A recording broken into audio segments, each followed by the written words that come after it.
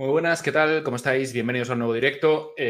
Como veis, hoy vamos a completar un poquito el vídeo que hice el pasado domingo y trayendo a invitados de auténtico lujo, como fueron los de hace unos cerca de un mes, ¿no? Que fue el Día de la Hispanidad. El día 10, pues bueno, vamos a traer invitados. El primero de ellos, como siempre, Adrián, decíamos ayer, ¿qué tal? ¿Cómo estás? Bienvenido. Muy bien, José, pues encantado de estar otra vez aquí en tu canal con tu gente. Y bueno, nada, yo voy a hacer que te desmoneticen el vídeo si vamos a ir a cazar brujas. Vamos a por ellas. Esto lo explico. Yo tenía un miedo terrible porque YouTube está muy sensible con estas cosas. Y yo, bueno, a mí, por decir en un vídeo, hablar de Juana I de Castilla, Juana la Loca, vídeo desmonetizado. Tal cual. O sea, que fue, imaginaos lo Es, sensible que es a veces. eso lo pedí yo a YouTube. Juana no estaba loca. La hicieron pasar por loca, pero no estaba loca Juana. Exactamente. Pero Merecía bueno, desmonetización. pero bueno. El otro invitado, es el hombre más culto de todo este grupo, pero de largo. O sea, este que viene ahora. O sea, Emilio Acosta, Venezuela Provincial. Muy buenas, bienvenido.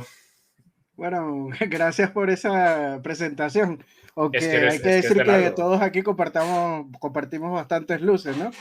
Y una vez más, gracias por la invitación a tu canal de YouTube, El Trastero de la Historia, Sí, que que no en el trasero, que grupo siempre de me vacilan nosotros con decimos eso. el Trastero de Galapagar, ¿no? Sí, exacto. No, entre los suscriptores es el trasero, ya solo por el cachondeo, El pero bueno. trasero. El Me trasero, yo gusta. bueno. Yo Pero bueno. bueno, sí, hoy vamos a darle caza a esas brujas, ¿no? A todos Eso, esos Emilio. mitos que hay en torno a este tema. Muy Bueno, gracias interesante a el todos tema, estos definitivamente. que os estáis contando, que os estáis juntando, Perrote Cartago, Denetor Wexter, Daniel Pazos, Máximos Duríos, El Cuerpo de Reddit, Kaiser 94 y bueno. Bueno, si os parece, estamos esperando a Cus del Gato Historiador, ¿vale? Que a ver si se une, ya le acabo de mandar un WhatsApp, a ver si espabila un poco, que también me llegó tarde la otra vez, pero bueno, la puntualidad se la dejamos a los británicos, nosotros como que no.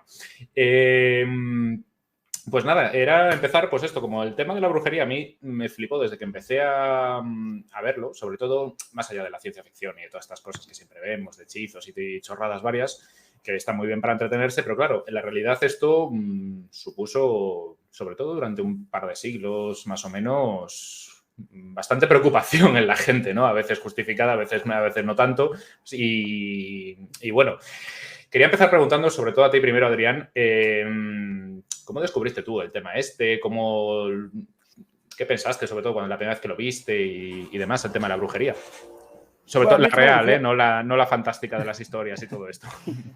Yo empecé con Harry Potter.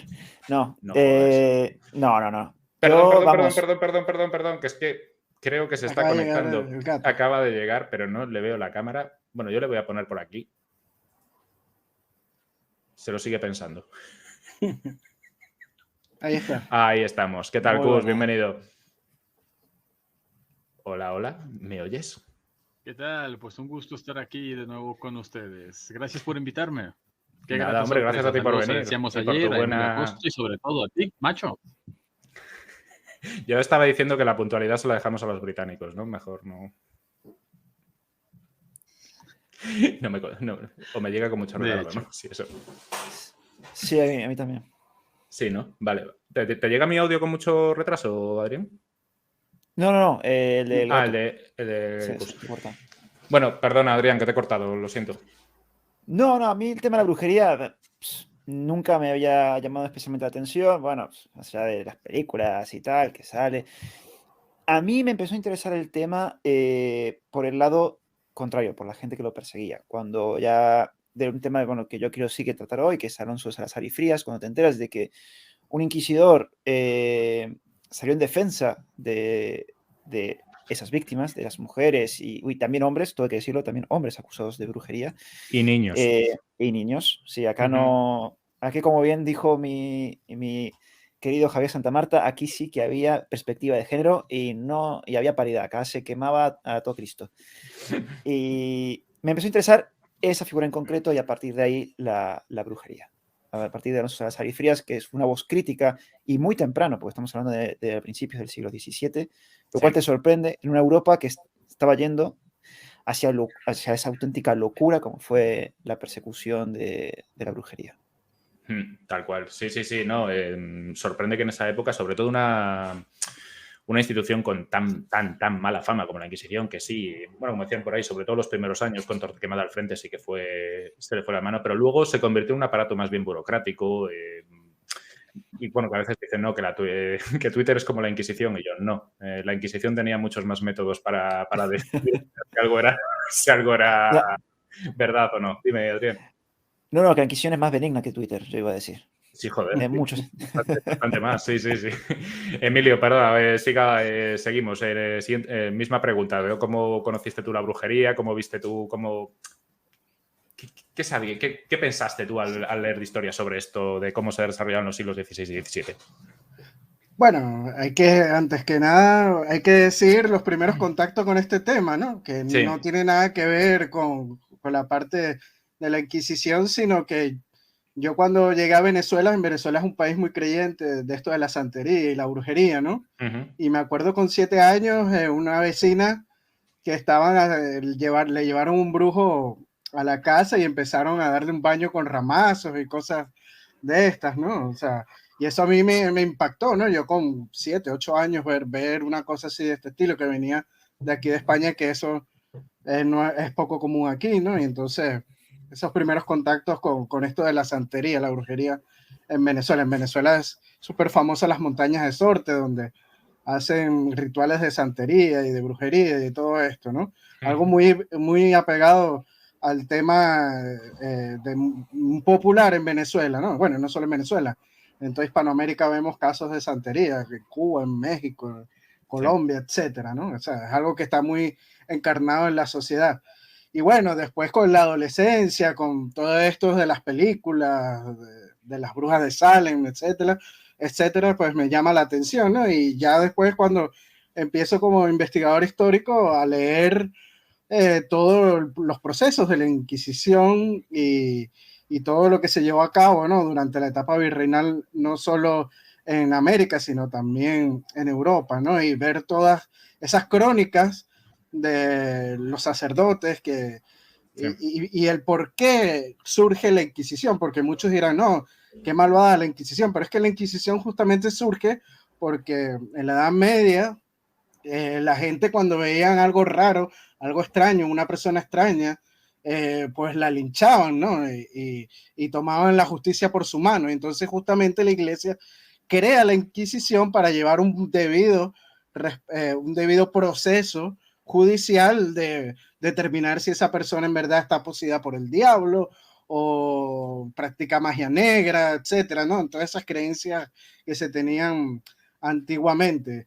Y bueno, ya después con Venezuela Provincial he escrito algunos artículos al respecto que, bueno, a ver Sí, si más adelante luego te comentamos preguntaré cómo trataban ese tema en lo que es en los virreinatos de entonces, ¿no? Porque ya, bueno, ya lo ha adelantado un poquito Adrián, ¿no? Pero también, como yo no lo conozco tanto y tú sí, sobre todo en los virreinatos cómo se trataba el tema de la brujería. Cus, gato historiador, muy buenas. ¿Cómo conociste tú este tema de las brujas? Más allá de más allá de las pelis y de la fantasía, en el tema histórico, refiriéndome a la historia, ¿cómo lo conociste?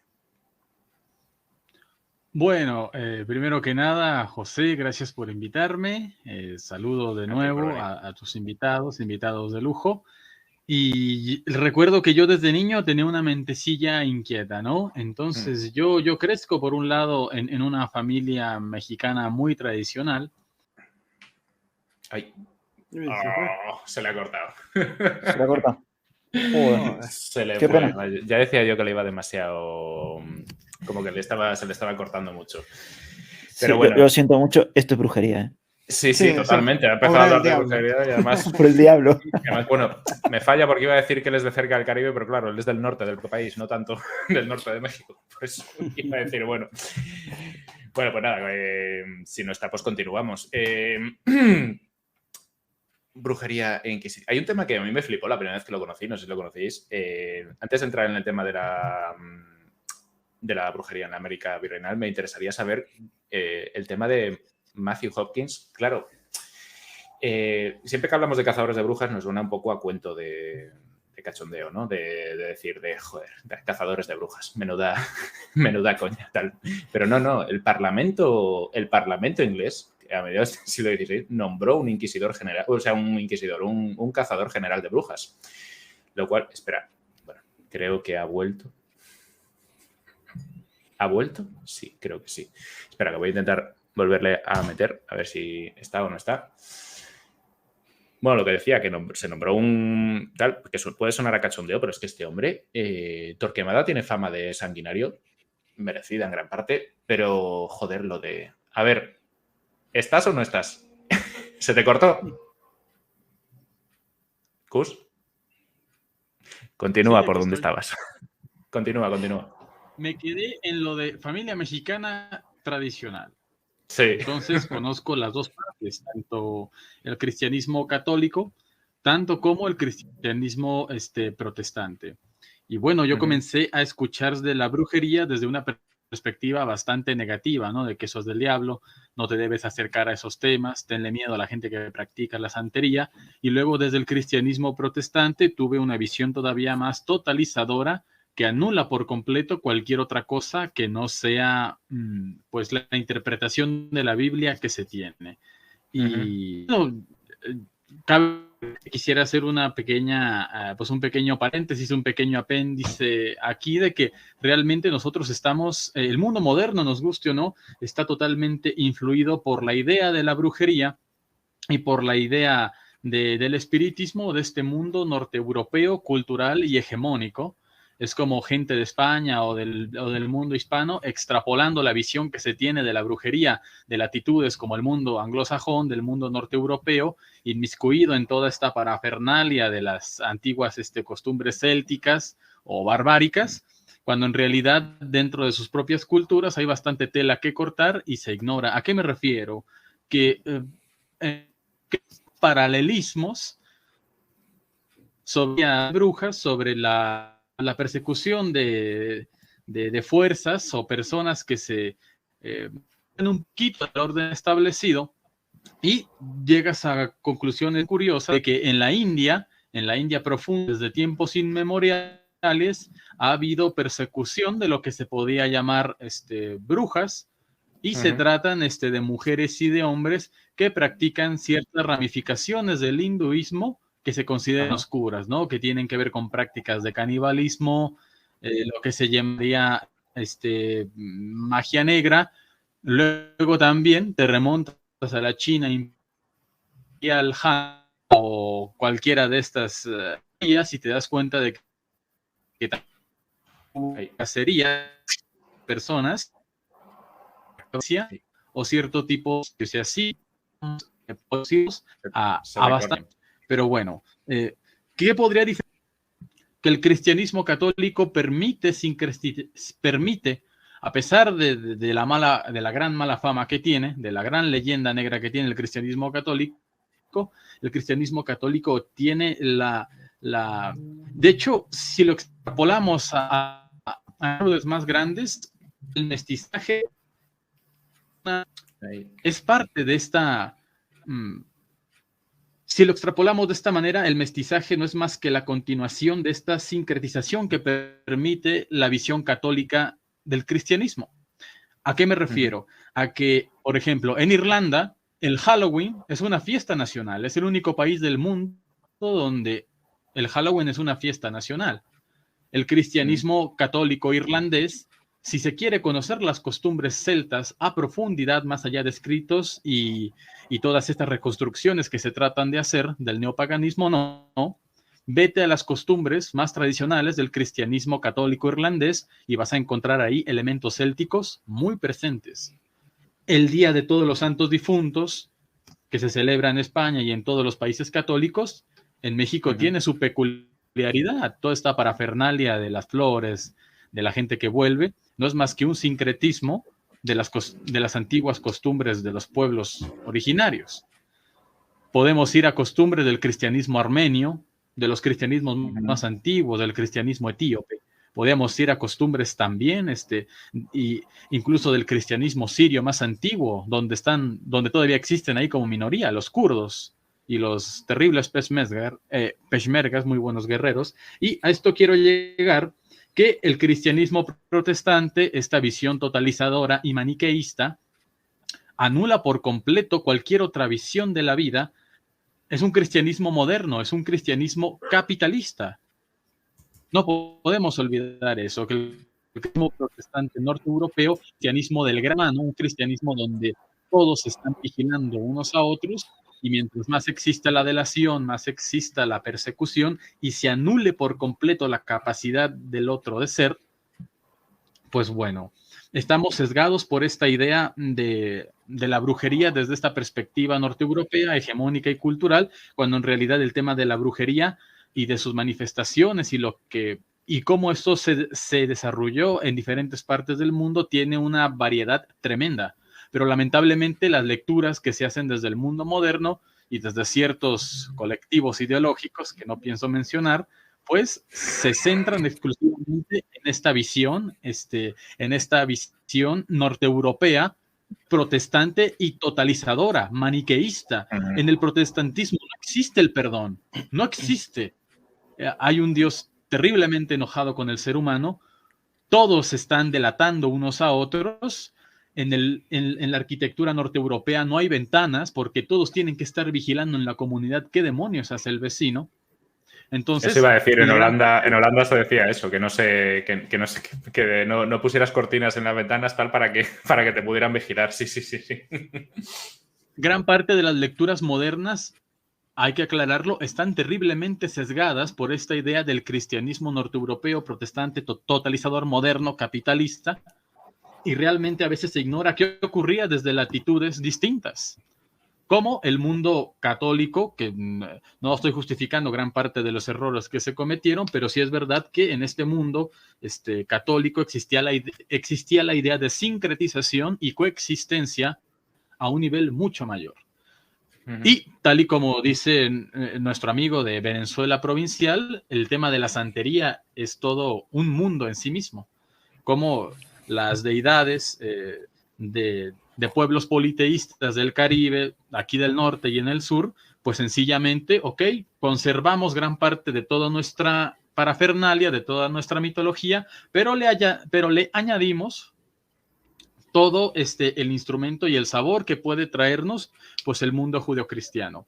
Y ahí está mezclado, es imposible diferenciar en qué momento inicia uno y en qué momento termina otro, pero cabe recalcar esto, que gran parte de las lecturas modernas están influenciadas y lamentablemente sesgadas por esta idea de que todo fue como fue en el norte, y no, realmente no fue así. Pero bueno, esa es la lectura hegemónica que hay. Creen que los cuaqueros estuvieron, los cuaqueros vestidos de negro, que no la ponían nunca en su vida, totalmente frustrados, pues estuvieron desde el norte de América hasta La Pampa. La gente llega a creer eso, cuando en realidad ocurrieron historias muy diversas y el tema de la brujería, sus ramificaciones y sus interpretaciones y sus peculiaridades dependiendo de cada región y cultura fueron muchísimas, y creo que de eso pues vamos a hablar hoy, y hay bastante tela que cortar, colega. Y ya, termino. Sí, yo empecé introduciendo el tema de que en Inglaterra se nombró un cazador de brujas general que hizo una auténtica escabechina, porque en 2 años mandó a la hoguera unas 200 personas. En 2 años, niños incluidos. Pero Adrián, tú me querías comentar un poquito sobre todo los libros, cómo influenciaron, porque antes del famoso Malleus Maleficarum había otros y posteriormente también. Cuéntanos un poquito de eso, sobre todo en el mundo protestante. Sí, a ver, bueno, hubo varios. Yo he cogido, me parece a mí, algunos interesantes que marcaron ciertos hitos. El primero que hay que hablar es el Canon Episcope del 906, Norte de Europa, del arzobispo de Trèveris, en el que pues parece que a este hombre le llegaron, pues bueno, rumores de que había mujeres pactando con el demonio, secuestrando a chicos, volando, tal. Bueno, básicamente este hombre emprende una investigación y la conclusión que llega, y que es muy interesante, es que estas acusaciones, pues parece ser que viene más fruto de rencores entre las personas, es malicia, que de que realmente algo existiera, ¿no? Entonces aquí el catolicismo dijo, bueno, esto no hay que darle mucha atención. Las cosas empiezan a cambiar, y concretamente en Francia. Aquí en Francia ya lo de la brujería sí que dicen, ostras, esto hay que empezar a... Que básicamente los teólogos de París, de la Universidad de París, por resumirlo muy, muy rápido, ven brujas hasta abajo de las piedras y en la sopa. Ven brujas por todos lados. Y acá surge otro libro del inquisidor general de Aragón en 1376, se llamaba Nicolás Eymery, que publica su, voy a leerlo, Directorum Inquisitorum. Este hombre estuvo formado en teología en París. Y este hombre, como los parisinos, ve brujas en todos lados. Pero literalmente en todos lados. Abres una puerta y una bruja, abres una ventana, hay una bruja. En todos lados hay brujas. Bueno, esta corriente de francesa es la que termina influenciando al Papa Inocencio VIII para que la Iglesia reconociera la brujería como tal. Y esto fue lo que dio cierto poder a dos alemanes que son muy famosos, que son Jacob Sprenger y Heinrich Kramer, coautores de El Malleus Maleficarum, el gran 1486. Y esto es importante recalcarlo porque, bueno, recomiendo a todo el mundo, hubo hace poco en el Escorial unas jornadas de leyenda negra sobre la Inquisición en el que se trató estos temas y estuvo Jaime Contreras y Elier Rocabarea tratándolo. Muy interesantes las dos conferencias, de ahí he sacado mucha de esta información. Claro, el Malleus Maleficarum, ese gran éxito, todo el mundo lo conocemos, el martillo de las brujas, fue básicamente un manual, para los que cazaban brujas, para los que perseguían brujas. Pero, y aquí es algo muy interesante, algo que me hizo notar La influencia que alcanzó ese libro fue brutal, ¿eh? O sea, es brutal. En el norte, sobre todo en el mundo, en la Europa protestante, fue increíble Sí, la influencia de todo ese libro. Sí. También es este manual el que abre una puerta a los tribunales civiles, porque no solo califica la brujería como un crimen espiritual, sino también como un crimen terrenal. Y es lo que abre la puerta a que tribunales civiles también puedan juzgar estos casos. Porque no olvidemos que muchos de estos casos iban a tribunales civiles, no tanto a la Inquisición. Sí, a las brujas de Salem creo que fue por tribunal civil. Exactamente, sí, fue un tribunal civil. Adelantándome mucho, tras el caso de Zugarramurdi, cuando se juzgó este caso aquí en la península, claro, aquello hizo una explosión en España de acusaciones de brujería, tal. Sí. Pero la Inquisición en ese momento estaba en ese debate interno para ver qué hacer con esto. Bueno, hay el inquisidor, creo que de Logroño, levantó una queja a los tribunales civiles del territorio diciendo que pararan de enviarle brujas, porque le mandaron 118 brujas en un día y el tipo absolvió a 116 brujas absueltas y 2 en penitencia, que la penitencia era, que tenían que aprender la doctrina católica, o sea, casi nada. Y esto es lo que se ve también pues en Alemania, tal, que eran cientos y cientos de personas mandadas a la hoguera. Bien, y ya terminó. Tranquilo. Quiero monopolizar. Vale, lo que hemos dicho, el Malleus Maleficarum es el manual en el que se basaron todos para la persecución de brujas, pero no fue el último libro. Después vino un francés, Nicolas Remy, o Remy, no sé cómo se pronunciará, que escribió el Daemonotriae Libis 3, traducido al español, demonolatría.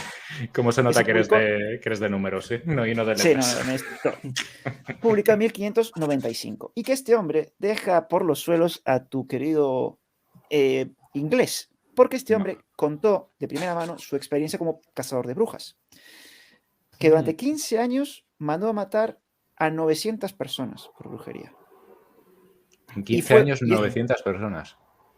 Y su libro se volvió tan famoso que sustituyó, con ciertas correcciones de otro francés que no he encontrado quién es, al Malleus Maleficarum como el manual más completo sobre brujería. ¿Fue mucho después, por curiosidad?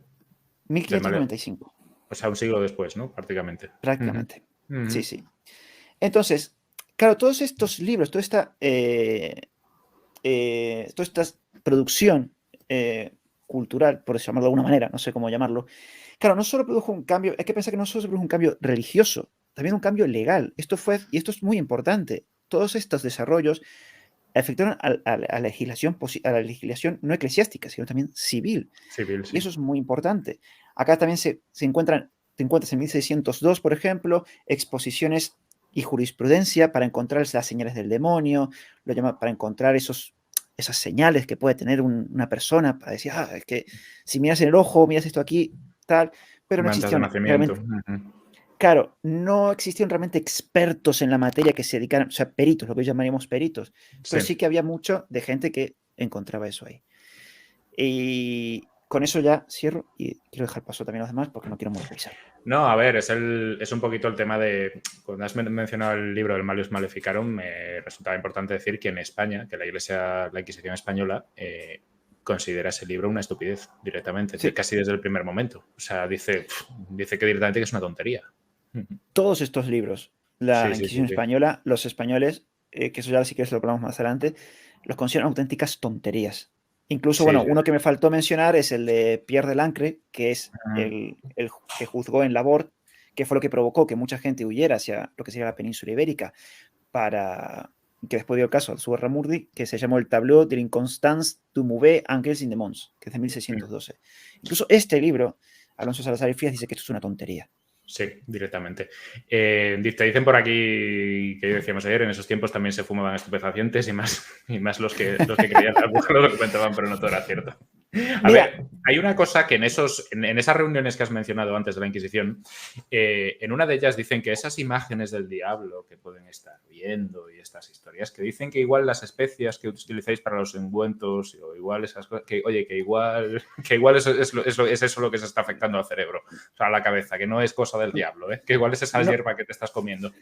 Sí, no quería mencionarlo porque no he encontrado menciona. la cita concreta, pero sí que hay un eclesiástico español, no sé si era parte de la Inquisición, que él llegó a decir literalmente que, no me acuerdo las palabras exactas, pero decía que posiblemente esto de la brujería sea más fruto de estupefacientes. O sea, que hubo gente que realmente pensó que esto no y estaba... Salazar lo recalca luego en todos los folios que escribe. También dice que igual todas esas imágenes con demonio y eso que dicen que el demonio que habéis yacido con el demonio, que igual es que estabais hasta arriba de todo, porque realmente todas las chicas que decían que habían estado con el demonio eran vírgenes todas. Todas. O sea, no hubo una que no fuera, vamos a ponernos finos para que YouTube no nos cruja, que no fuera doncella, básicamente.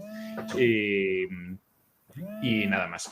Emilio, el tema para el que te he traído aquí, sobre todo, que es un tema que yo desconozco, ¿cómo era este tema? Hay un móvil vibrando por ahí, no sé de quién es. Ya está. Vale. Para el tema que te he traído, sobre todo porque yo desconozco cómo se trataba este tema, si era similar a la España peninsular, en los virreinatos, ¿cómo se trataba este tema de la brujería por allí?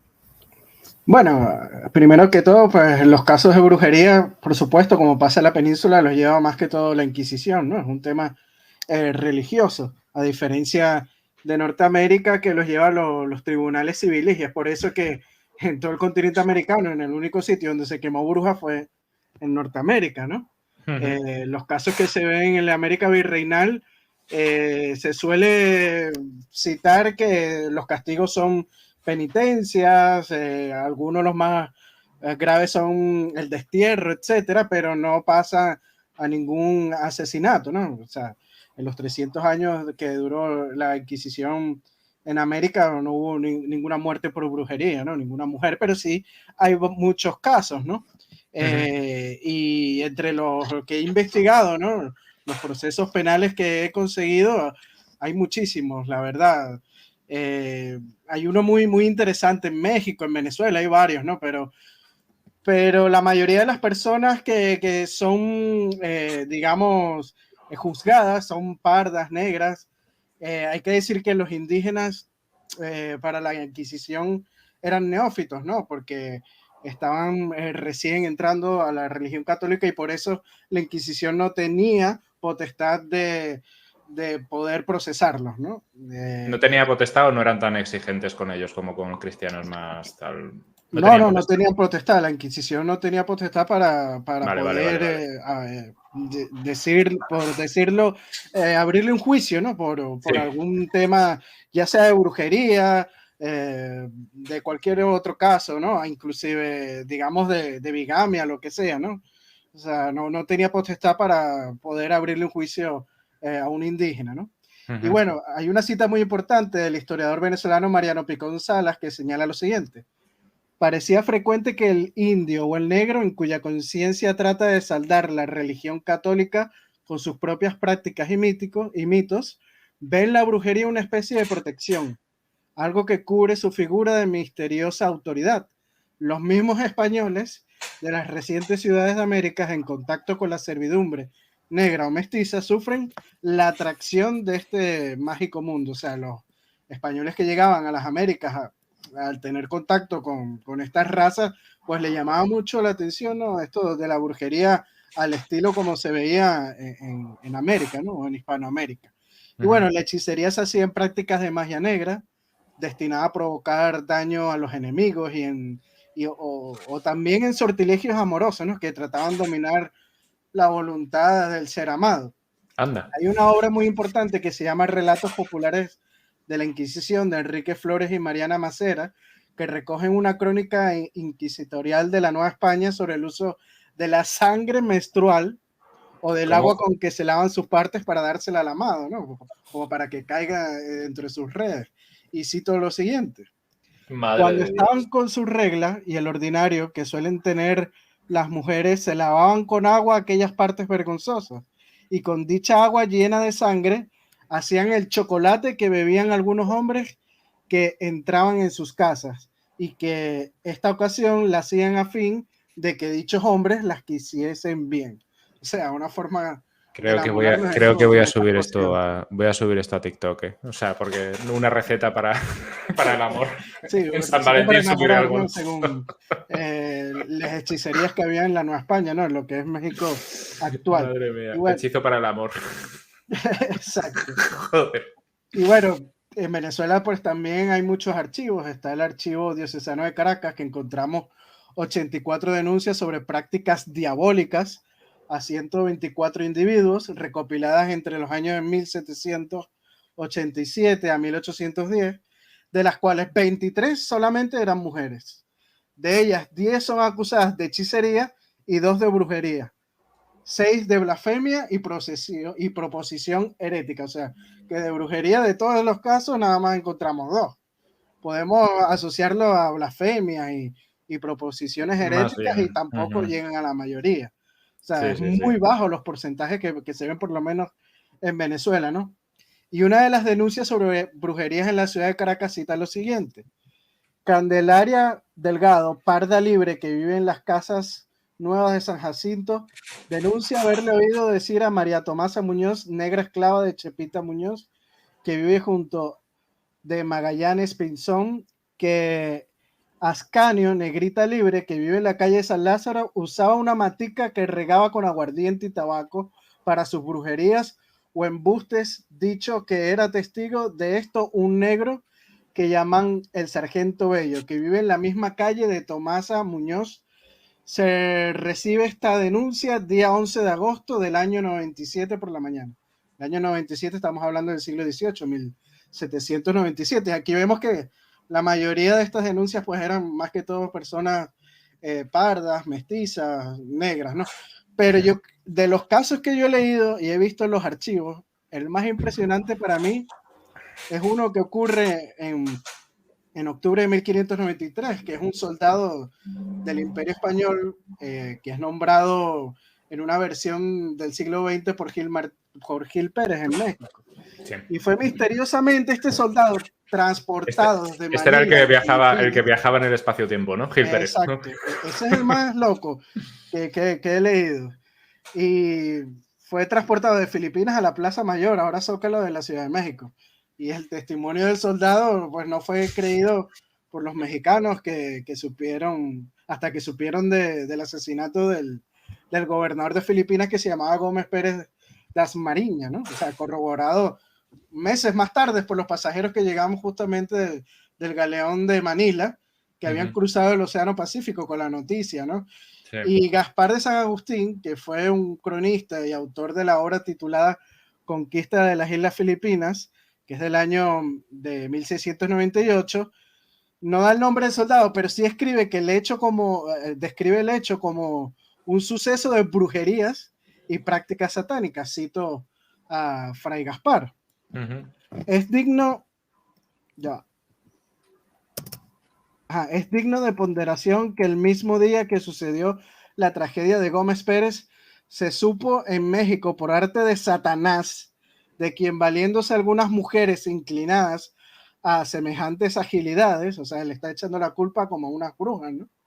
Trasplantaron a la Plaza de México a un soldado que estaba siendo posta una noche en una garita de la muralla de Manila y fue ejecutado tan sin sentido el soldado que por la mañana lo hallaron paseándose con sus armas en la Plaza de México, preguntando el hombre a cuántos pasaban.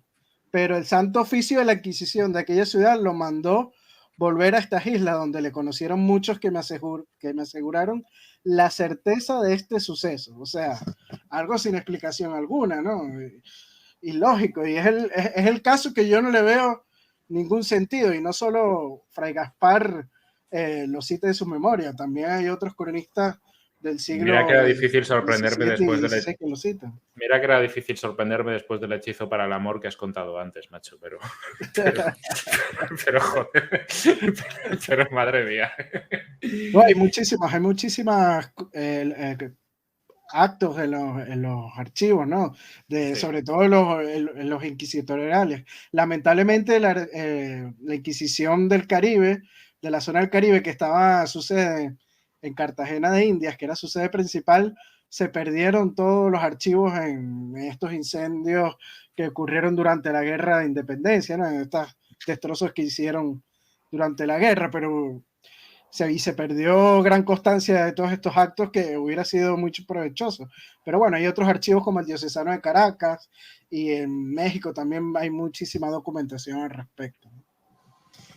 Bueno, Denethor Wexter y Javier Batalla están teniendo aquí un debate apasionante sobre cómo perseguía la Inquisición a los judíos. Si queréis otro día lo hacemos, pero bueno, ya lo digo, si queréis debatir a los del chat, os lo digo, si queréis hacerlo siempre, pero con tranquilidad y respeto, que esto tampoco es para tanto. A veces veo unas guerras civiles en algunos directos que en los comentarios, guerras civiles en los comentarios, como diría mi amigo el gato historiador. Cus, cuéntame, ¿qué quieres añadir respecto a Inquisición, las brujas en la Inquisición española, las brujas en el mundo protestante? Cuéntame, porque siempre es interesante escucharte de estas cosas. Gracias, colega. Y bueno, excelentísimas aportaciones que han hecho mis colegas, los acompañantes aquí presentes. Solo quiero hacer una pequeña incisión aquí, porque el usuario Efraín Leaf acaba de afirmar que yo le parezco marxista. Que Pensaba que no lo ibas a leer, tío. Pensaba que no lo ibas a leer. Menos mal que yo no veo los comentarios. Y así como de que, y así de... Es que como estabas tan tranquilo, pensaba que no lo habías leído, tío. Se espera, a ver, cristianismo capitalista y con significación negativa. Me huele a marxismo, este señor como que es rojo. ¿Tú qué dirías, José? Que sí, que eres desde luego que eres un comunista, vamos. ¿Qué vas a ser comunista tú, hombre? No me que nada, que... Te he visto que se te ha quedado así, ¿eh?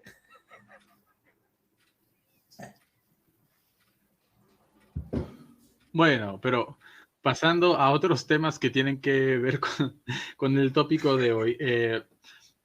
Bueno, y no tengo que ir muy lejos, la ciudad donde vivo, la ciudad de Durango, es una ciudad, la capital del estado, fundada por vascos, lejos de todo y muy poco poblada, pero es preciosa. A unas cuantas cuadras, calles de aquí, vivo en el centro de la ciudad, está la Plaza Vaca Ortiz, donde se llegó a ajusticiar gente por la hoguera, no por brujería. Se les ajusticiaba por herejía.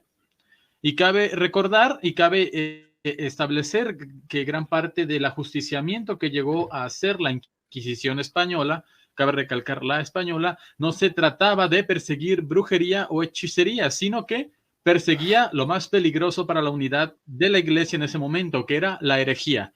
La hechicería y la brujería incluso pasaban a segundo plano. E incluso en estos libros que la Inquisición española llegó a desestimar, al último se decía de que gran parte de estas manifestaciones de locura o de conductas erráticas en las mujeres o en quienes promovían estas prácticas de la brujería o la hechicería, en realidad eran pues síntomas, no síntomas como tal, sino que en realidad se trataban de locura. Se trataba de alguien que realmente estaba, no con la terminología de hoy, pero de eso da bastante a entender al final del libro. ¿Cómo se dice? La principal preocupación de la Inquisición católica y española en ese tiempo era la de perseguir lo más peligroso, que era la herejía. La hechicería y la brujería quedaban, y se sabrá, en un segundo plano, porque finalmente Dios es todopoderoso. Dios, esto es algo que ya está derrotado desde que Jesucristo ha muerto en la cruz, y realmente incluso en estos libros se llega a plantear que este tipo de conductas erráticas no sean tomadas en algún momento no sean tomadas tan en serio, y quien sí tomó estos libros como una guía muy importante fueron precisamente los protestantes, y sobre todo donde se hicieron mucho más célebres los castigos a las mujeres y a los hombres que eran acusados de brujería fue en Escocia.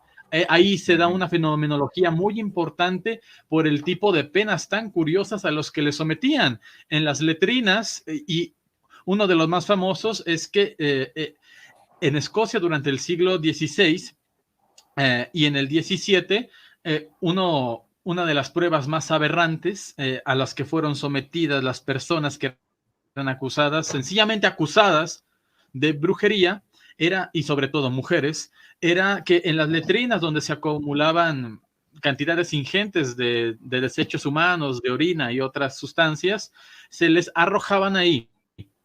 Entonces, si se hundía, la persona era inocente. Si flotaba, se le mataba. ¿Por qué? Pues era poder demoníaco. Pero si se hundía, igual moría. Y la cuestión es que incluso muchos familiares de estas mujeres les aventaban rocas a las pobres mujeres que aventaban estas letrinas inmensas para que se ahogaran, porque si ellas terminaban flotando por alguna u otra razón, pues la pena también recaía sobre toda la familia. Así que realmente gran parte de las escenas más macabras, incluso no sé si pueda comentarlas aquí en el directo por cuestión de censura, es mejor no, pero hay que saberlo. Gran parte de las penas más terribles se concentraron en estas latitudes, pero cabe recalcar que sí, en especial los escoceses fueron los que, no sé qué picha les pegó, pero los que hicieron una matanza tremenda de brujas. Y bueno, quizás esto se será un poquito extrapolando, pero a mí siempre me ha interesado entender desde un punto de vista antropológico por qué se da esta histeria colectiva precisamente en los siglos del descubrimiento, en los siglos de la exploración, cuando en los siglos pasados, por supuesto, que hubo cruzadas como... pero se trataba más de una herejía, no tanto de brujería o hechicería como tal. ¿Por qué? Y la explicación de esto puede ser muy interesante. Porque al momento de que los europeos están en las épocas más altas de la Edad Media, tienen una conciencia situacional de sí mismos en el mundo muy etnocéntrica. En el momento en el que Carlos Martel revienta a los omeyas en la batalla de Poitiers, realmente Carlos Martel no tiene ni mucha idea de quiénes son estos, son un enemigo, hay que reventarlos y punto. Gracias sean dadas a Dios. Al momento de que se da la herejía cátara, se tiene el sentido de conciencia propia de los europeos en algo muy tremendamente reducido. Y tal y como ha dicho Fernando Díaz Villanueva, una frase muy acertada, las identidades no se crean a sí mismas, ni se defienden mejor a sí mismas, más que cuando se ven amenazadas. En el momento en el que los europeos colectivamente entran en conciencia de que existe un mundo mucho más grande que ellos, está la amenaza de los otomanos a las puertas de Europa, muy latente, surge esta histeria colectiva de que, mierda, tenemos que tener una conciencia mucho más homogénea, tenemos que protegernos a nosotros mismos, y esto en gran parte explicaría, aunado a pues esta retoma de la antigüedad clásica como una reinterpretación de mucho de lo que se creía. Y gran parte de las autoridades religiosas y quizá este término no agrade a muchos, yo tengo en él bastante sentido, concluí mi carrera en psicología, gran parte de este inconsciente colectivo se vio abocado a sentirse en peligro. Y esto es uno de los binomios que podría explicar por qué existió esta regresión y de autoplegarse en sí mismo y tratar con tanta hostilidad a lo que incluso en siglos pasados debería haber estado mucho más despierto. Digamos que el cristianismo ya había avanzado hasta zonas del este de Europa, a lugares muy remotos en las propias tierras de Europa occidental, mientras que en el siglo XI, en el siglo XII, en el siglo X, aún existía una importantísima cantidad de paganos en Europa.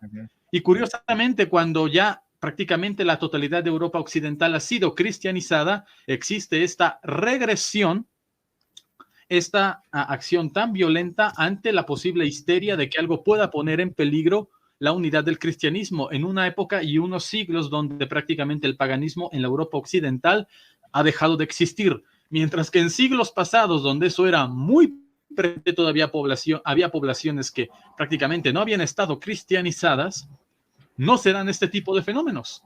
Es algo cuando menos que desde el punto de vista antropológico resulta interesante. Y es algo que comenté en su momento, a ver si algún día lo puedes comentar con el feo de la Filmoteca Maldita. Es un antropólogo, historiador que tiene un canal de cine, pero él es antropólogo e historiador. Si pues luego pásame su canal, que quiero, además así ya sabes que el tema del cine y la historia me encanta, o sea que pásame su canal por WhatsApp luego, por favor. Bueno, pero claro. Sí. Dime, continúa. Pues es interesante, que no deja de ser interesante extrapolar todo este evento desde una visión un poquito más alejada, un poco más arriba, más centrándonos no tanto en los hechos, sino en la fenomenología de esto. Y pues no deja de ser interesante cómo eso también ocurre con diferentes sociedades. En su momento ocurrió en China con la rebelión de los Yetuan o los Boxer. En su momento llegó a ocurrir en India. En India han ocurrido tremendas matanzas masivas entre musulmanes, entre indios. Luego surgen los Sikhs como minoría religiosa. Y realmente este tipo de reacciones violentas colectivas son cíclicas y no solo se dan dentro de la fenomenología del cristianismo, porque aquí en el mundo occidental se es bastante crítico con nuestra propia historia, se le da caña tremendamente, pero el cristianismo, el mundo occidental judeocristiano, es uno de los pocos que ha logrado ser tan autocrítico consigo mismo, que ha logrado erradicar gran parte de los vicios que hace 300 o 500 años teníamos. Pero en realidad este tipo de fenómenos se dan en prácticamente todas las sociedades medianamente avanzadas y masificadas. Y bueno, este es un fenómeno cíclico que a veces mucha gente termina estigmatizando como que el cristianismo es el origen de todos los males, es el origen de esto y del otro, cuando en realidad se tratan de procesos sociales, sociológicos y producto de la interacción humana en masa, no tanto de las propias características que deba tener una religión en sí o cierto sistema de creencias. Y hay paralelismos muy interesantes que por cuestión de tiempo pues no nos faltaría para hablar, pero este tipo de reacciones violentas, cíclicas, se dan prácticamente en todas las sociedades medianamente avanzadas y civilizadas. Pero luego ya pues hablaremos de estas persecuciones de las otras brujas o de los otros brujos que son en extremo interesantes, que han ocurrido en la China imperial, en India, incluso en su momento lo que fue la unidad política de los califatos con los asesinos de Hassan o los Ashishin. Pero ahí son temas que muy paralelos que no dejan de ser interesantísimo de ver. Y nunca supe pronunciar el Assassin. No sé, si te acuerdas de una película de Indiana Jones que... No me acuerdo cuál de la de Indiana Jones que sale un culto en la India. Joder, es que no las tengo recientes, las de Indiana Jones. Sale un culto en la India donde hacen rituales y tienen como hechizados a la población y las ponen como esclavos a los niños. ¿Es de las nuevas o es de No, las viejas, de los años 80. Es que te iba a decir, ¿es el Templo Maldito, puede ser? ¿La segunda? Creo que es el Templo Maldito, sí, que sale como la bola rodando. Es que... no, entonces es esa es la Arca Perdida, ¿no? La primera. No, la Arca Perdida no. Bueno, no sé, es que no Es las en tengo la India, recientes. es en la No las India, tengo que están recientes las buscando de Indiana Jones. unas Tampoco me quiero rocas, tal. aventurar Bueno, y no... la película es fantasiosa, pero se Si basa alguien, mucho si en alguien en todas el chat lo estas... sabe, que lo escriba. Sí. Aprovechando que hay gente, por eso digo que lo escriba. No, pero que la película se basa en muchas de estas sectas que habían en la India que practicaban hechicería, ¿no? Y sobre todo a principios del siglo XX todavía existían muchísimo. Y los ingleses como que trataron de erradicar eso en la India, ¿no? Sí, sí. Bueno, antes pulsado en el clavo con lo de si alguna vez continuamos y tal de otras persecuciones, os digo a todos, esto pretende ser, bueno, lo fue ya en el canal de Adrián, la otra, bueno, joder, como estás tú en el espejo, lo fue en el canal de Adrián como es que mosquea que no veas, porque está con en el efecto espejo este que me hace la cámara y no sé para qué lado señalar. En el canal de Adrián hicimos un pequeño directo, tal, hablando también con Greco, a quien saludamos desde aquí cuando lo vea, si es que lo ve. Y bueno, la intención es hacer más directos de estos temas, pues bueno, ir rotándolos de canales, una vez en el mío, en el de Adrián, en el de Cus si quiere, o en el de Emilio, o en el de Greco, en cualquiera de ellos. Y bueno, si ir rulando un canal de estos, pues hacerlo cada X tiempo. Y como todo, ¿sabéis? Si funciona, pues lo hacemos más repetidamente, ¿vale? Esto como todo. Quiero pediros a todos una reflexión final sobre el tema de hoy y luego os voy a releer un comentario que ya os leí en su día, pero que a mí me asalta una tremenda duda. Porque sabéis que la otra vez estuvimos en un directo de la Hispanidad, los 4 que estamos aquí, más Javi de Tercio Viejo Sevilla. Y es una duda que me asalta, pero bueno, primero os voy a pedir la reflexión final sobre este tema y si queréis hacer alguna conclusión para rematar, porque nos quedan 10 minutillos, pues por eso. ¿Yo mismo empiezo? Adrián, perdón, Si que no... no te he dicho nada. Sí, perdona. Vale, mi reflexión final, bueno, porque me he quedado pendiente lo de Zugarramurdi, pero bueno. Perdón. Sí, dale. No, si quieres. No, habla de lo de Zugarramurdi y luego haces la reflexión, ¿vale? No. Bueno, Zugarramurdi es el caso más famoso aquí sí, perdón, en que se me la ha olvidado a mí, península, perdona. en España, donde, pues bueno, se condenó unas brujas. Pero bueno, lo importante de Zugarramurdi no es tanto el caso en sí, que obviamente esas pobres víctimas, sino lo que pasó después, y aquí es donde quiero hacer también mi reflexión, sino el debate interno que generó todo el tema de la brujería dentro de la propia Inquisición española, que es muy interesante a nivel teológico y sobre todo también a nivel jurídico y racional, porque no, Alonso Salazar y Frías fue esa punta de lanza, fue el más famoso por ese estudio que hizo, ese informe que él presentó diciendo que todo esto de la brujería no es más que histeria colectiva.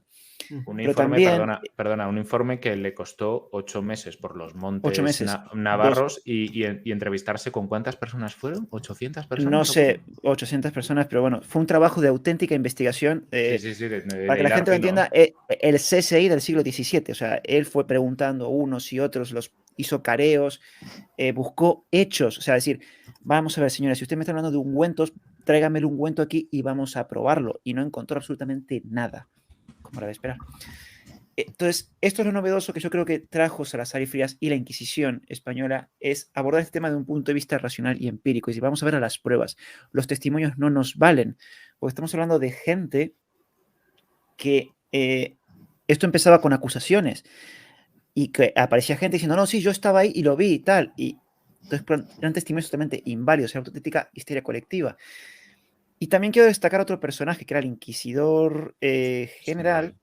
Sandoval, ¿no? Bernardo de Sandoval, que, vale, Salazar y Frías hizo el trabajo de ir, investigar, tal, pero este hombre es el que se jugó el cuello, el que dijo, vamos a cambiar la forma de actuar de la Inquisición en un contexto, en este caso europeo, en el que estaba todo siendo en sentido contrario, es decir, este hombre se jugó muchísimo a decir, no, nosotros vamos a ir en otro sentido, porque nosotros lo que estamos viendo aquí es que no hay hechos empíricos fundamentales para decir hay que hacer acusaciones. Y algo que recomendó Salazar y Frías, y lo conecto un poco con lo que dijo el gato historiador, estos momentos de histeria colectiva, que no sabes qué pasa, que todo el mundo cree en esto de repente, y todo el mundo se acusa, y todo el mundo va hacia ese lado. Decir, señores, la mejor solución para esto, y lo dice Salazar y Frías, y Bernardo Sandoval lo respalda, es el silencio.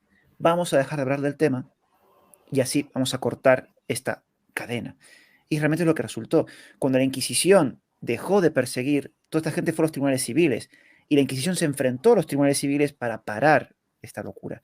Por un conflicto de competencia, la Inquisición ahí luchó para recuperar esas competencias, incluso Salazar y Frías y otros inquisidores culparon a la Inquisición española o lo que sería la Suprema, por ese abandono de funciones, por no haber luchado más arduamente para recuperar esas funciones y prevenir este tema. Sí, la historia de esto es que, bueno, tras ejecutar bueno, a ver, ejecutaron creo que fue a 6 y 5 murieron en la cárcel o algo así, pero bueno, que el orden de los factores no altera el producto, iban a morir ejecutados, vamos. En su guerra mundial. Sí. Si quieres te lo digo, lo tengo por aquí anotado. Pasa Es que fueron 11 y creo que 5 murieron en la cárcel. Hay y unas 6 muertes por ejecutados. efigie, si no me equivoco, ¿no? Muerte por efigies, sí. Hubo muertes por efigies, 5, me parece, 6 muertes por efigie, y otros tantos pidieron murieron en la cárcel. Hay que explicarle a la gente que es una muerte por efigie, ¿no? Que se quema un muñequito representando al culpable, etc. Sí, a ver, entonces, y que después de esto, pues los dos inquisidores que antes estaban al cargo, que eran, no me acuerdo los nombres, bueno, pero que eran dos tíos bastante influenciados por el pensamiento del norte de Francia y de estas ideas que venían del extranjero, pues que creían, uno de ellos sobre todo, es que no me acuerdo el nombre, coño, lo dije en el otro día del vídeo, bueno, da igual, que creía ciegamente en todo este tema, en el tema de las brujas, pero creía más ciegamente, bueno, llegó a procesar, ¿cuántas personas fueron? 1000... ¿Cuántas llegó a acusar de brujería? 1000 y pico, ¿no? Fueron. Y luego llegó a preguntar a 500 y pico o algo así. O sea, fue una barbaridad. Porque realmente lo que Salazar en esta investigación, una cosa de las que encuentra es que muchas de estas acusaciones, bueno, uno de los casos que encuentra es que una mujer confesó que era brujería porque el pueblo la tenía en un cepo. O sea, sí, claro, se confesó que era bruja para poder salir del cepo. O sea, estamos hablando de una auténtica histeria colectiva. Por tanto, claro, uno de los grandes que debatió con Salazar sobre este tema, creo que era Valle Alvarado. Valle Alvarado, coño, no me acordaba el nombre. Joder, se me lo tenía aquí. Claro, ¿no? él tiene un argumento que, claro, hoy nos parece una locura, pero en el momento era bastante lógico. Es decir, claro, le decía a Salazar, ¿usted me está diciendo que todo el mundo se volvió loco? Que de repente todo el mundo se volvió loco, que todo el mundo cree en esto, que lo ve, que hay testigos que testifican, ¿qué tal?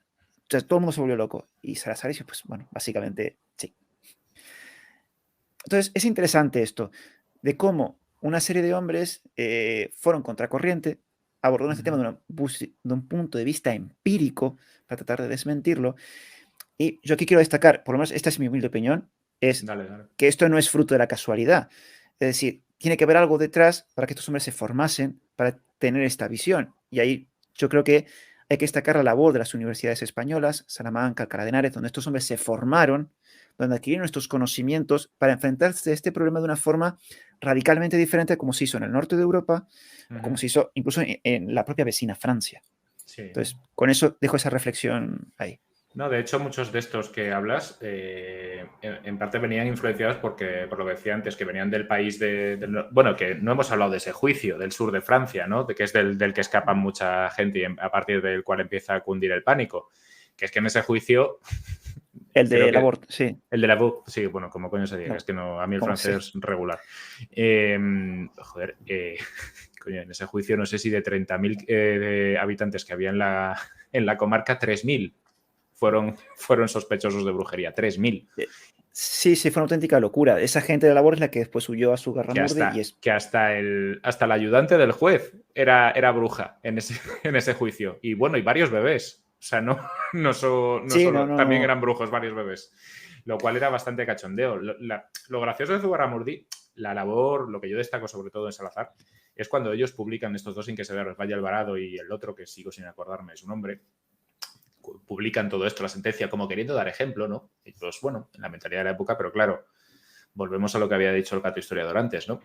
Cunde la histeria colectiva por toda la comarca. Por toda la comarca, y ahí es donde...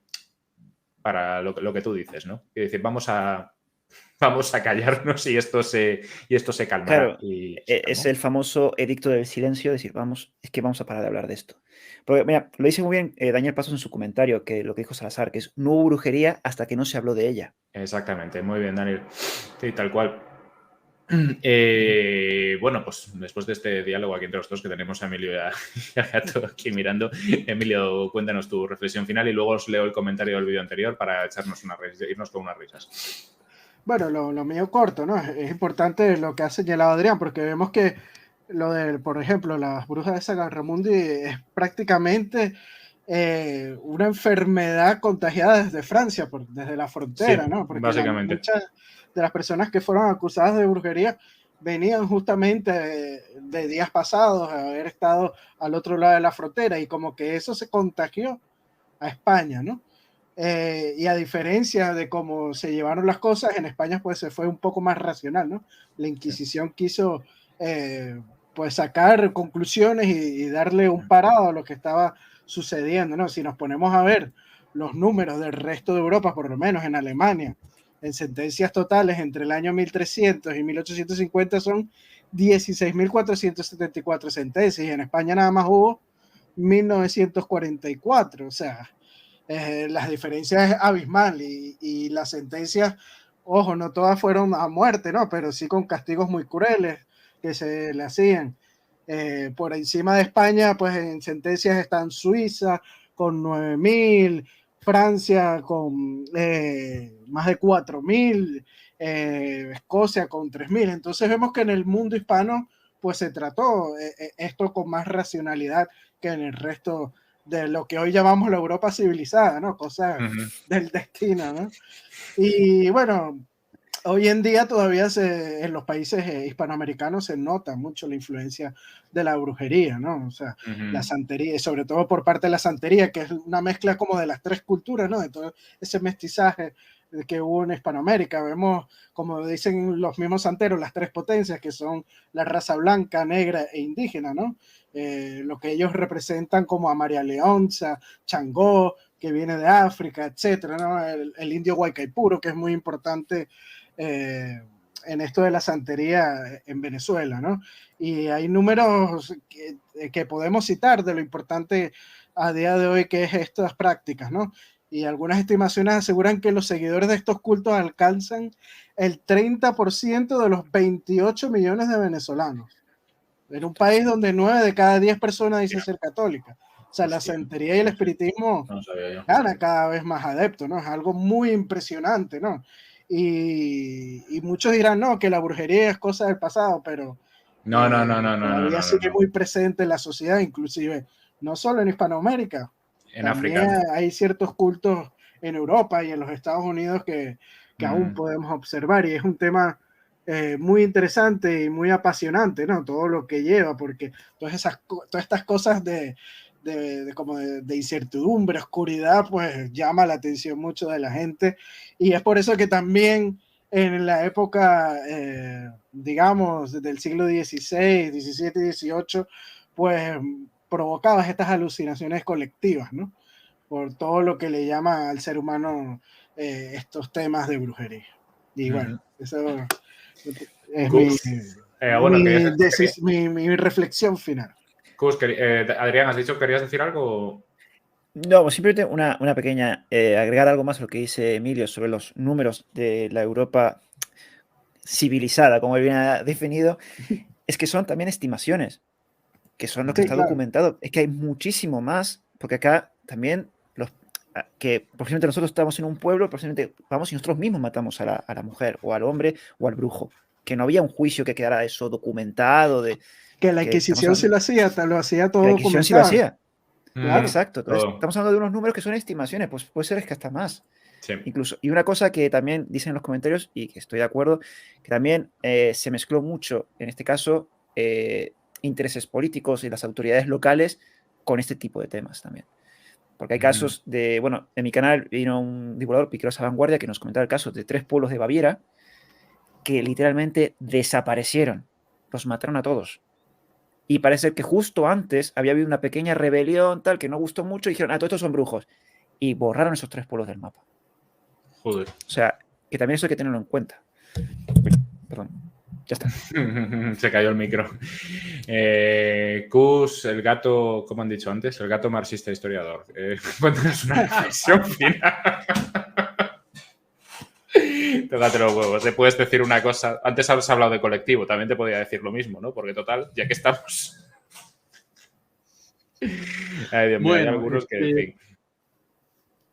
Cabe recalcar que sí, como dije al principio, gran parte de todas estas lecturas que que se hacen sobre la brujería y la persecución se hacen desde cierto posicionamiento político e ideológico, que todos conocemos muy bien, que generalmente se caracteriza por el color verde y el color púrpura. Pero hay algo que quisiera citar de este tipo de lecturas que son muy prolíficas en el mundo antiguo, y es verdad. ¿Por qué hubo este pensamiento con la figura femenina y su asociación pues con esto? Y es algo interesante. Y no solo en la cultura judeocristiana, sino en la mayoría de proyectos o de lecturas civilizatorias que han existido, no solo aquí, sino hasta allá donde podamos alcanzar la vista. Y esto lo estaba hablando con el Feo de la Filmoteca Maldita. El Feo me lo dijo: mira, es algo curioso. Piensa en esto. Históricamente, casi nunca, el poder de las mujeres se ha basado en la fuerza. Nunca. Por cuestiones evolutivas, cuestiones biológicas, en la práctica, las mujeres tienen poder. Quizá no ya más, pero quizá... y en la antigüedad también tenían, pero no tanto como ahora, no tanta libertad visible. Pero piensa en eso, el poder de las mujeres jamás se ha basado en la fuerza bruta, como si ha sido la voluntad del más fuerte en los hombres, digámoslo así.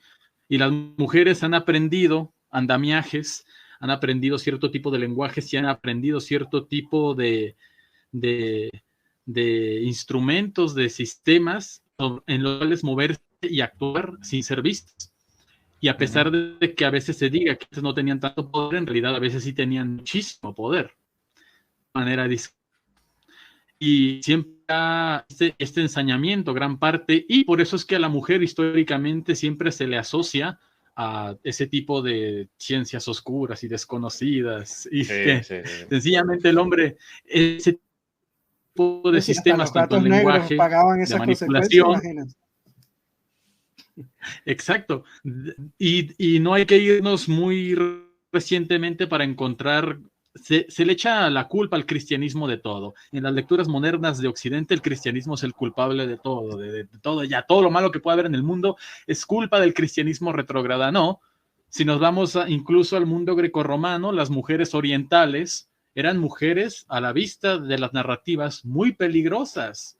Mujeres como Cleopatra podían corromper al romano más noble que te podías imaginar, porque eran mujeres que sabían artes amatorias secretas, sabían cosas de civilizaciones muy antiguas, y desde ese tiempo existía esa visión sobre que la mujer oriental libre, peligrosa, más independiente, era precisamente un peligro latente incluso para el romano más virtuoso, como el propio César, como el propio Marco Antonio. Y pues, aun cuando gran parte del discurso moderno provenga de ciertos colectivos y cierto posicionamiento político, es interesante pues resaltar esto, que este ensañamiento no solo en el mundo judeocristiano medieval y de la modernidad ha estado contra la mujer, sino que podemos encontrarlo en otras latitudes. Pero, y ya para culminar, pues sí, desde la Inquisición, desde la persecución a otros que no conocemos, hasta no tenemos que irnos muy lejos. Recordemos que en el siglo XX existió nada más y nada menos que el Comité de Actividades Antiestadounidenses, que hizo literalmente purgas en la intelectualidad estadounidense de mediados del siglo XX, y el mismo George Orwell, el escritor en 1984, que denunciaba el sistema criminal que se estaba llevando en países socialistas, terminó delatando a compañeros intelectuales que él creía que eran marxistas o rojos. No olvidemos, existió un comité inquisitorio de actividades antiestadounidenses en el país de la libertad. Ese comité se le llamó... y se dedicó a empezar a...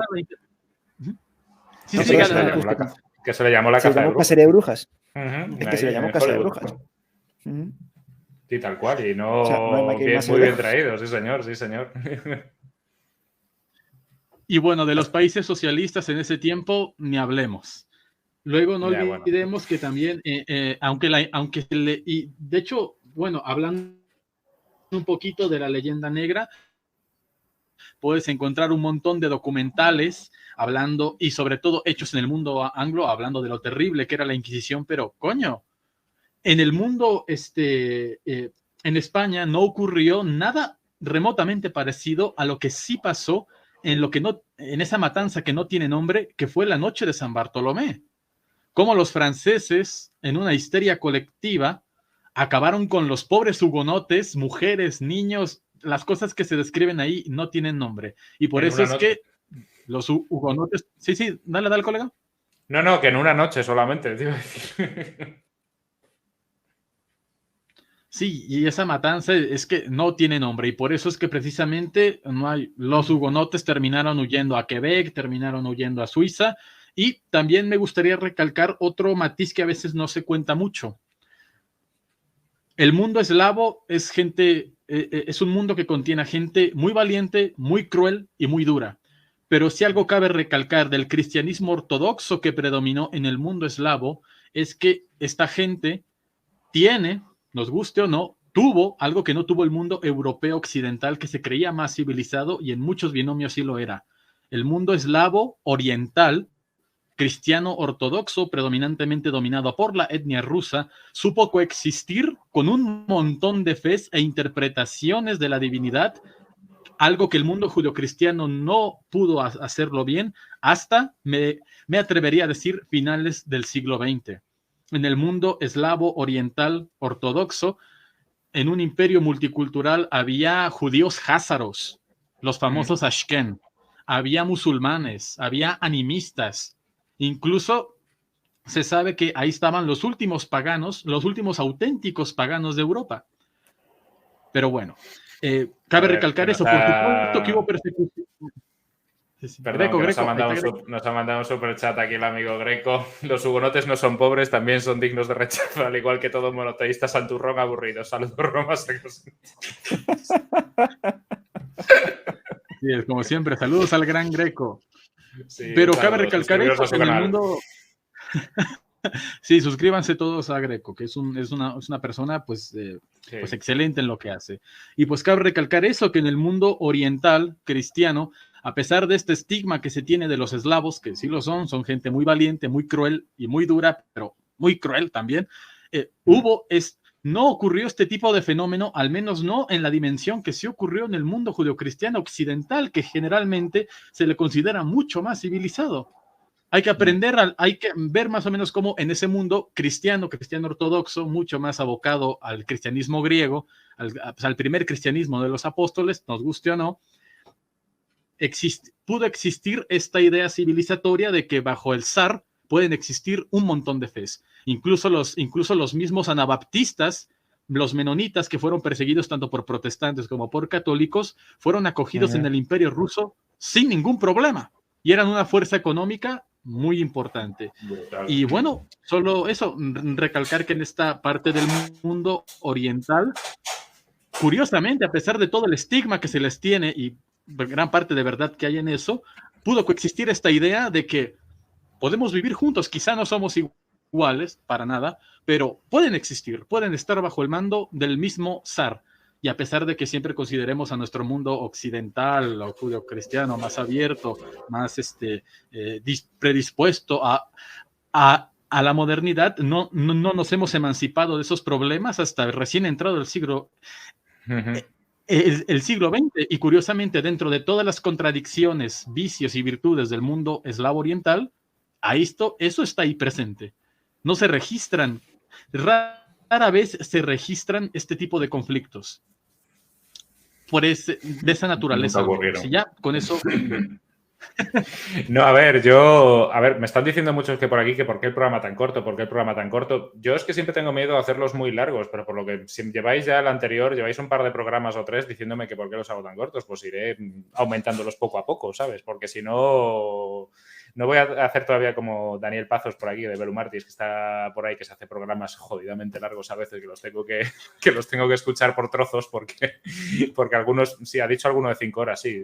He visto alguno por ahí de ¿cuántos son de media? 2 y media, 3, ¿no? Daniel, yo es que no podría. Yo es que 5 termino agotado horas. antes. No, yo por mí lo haría, sí, pero vamos, yo, pues eso, poquito a poquito los iré aumentando el tiempo, ya que lleváis así un tiempo más, pues eso.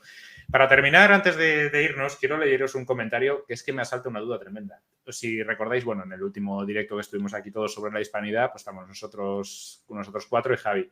Me llegó un comentario de una tal Maite Badel que ponía lo siguiente. Bueno, sabéis que hablamos de la hispanidad, no hablamos tal, y bueno, ponía lo siguiente.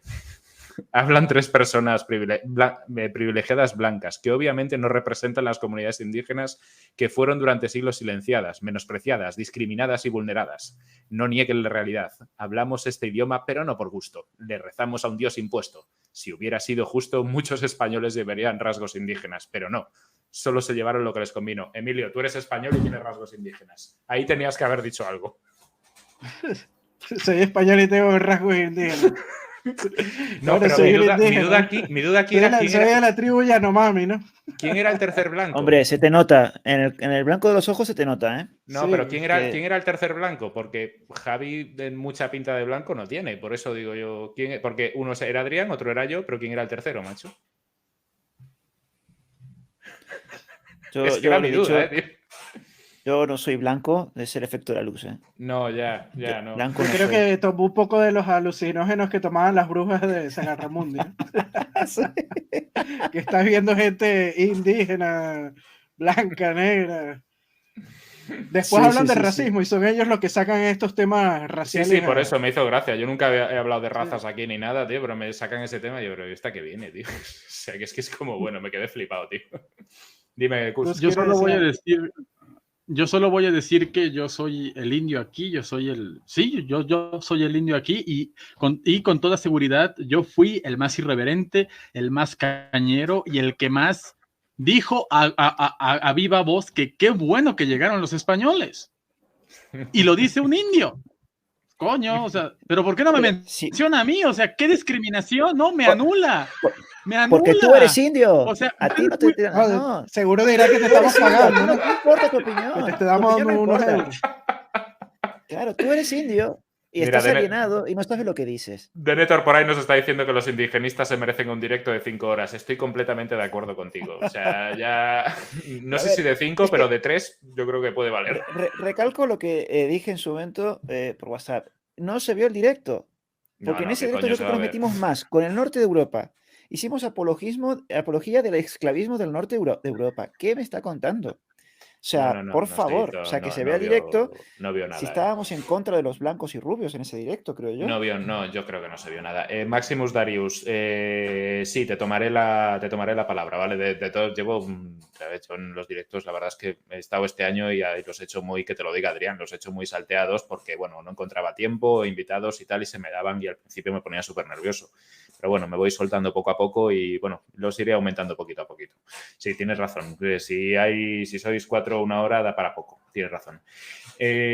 Pues nada, no tengo mucho más que añadir. Nada, agradeceros a todos el que hayáis estado aquí y nada, nos veremos. El próximo seguramente sea en el canal de Adrián. La fecha todavía está por determinar. Decíamos ayer, bueno, yo imagino que tanto Cus como Emilio, si quieren, se unirán. Y nada, pues nos vemos la próxima, ¿vale? Un saludo a todos. Chao, Adiós. chao. Adiós. Chao.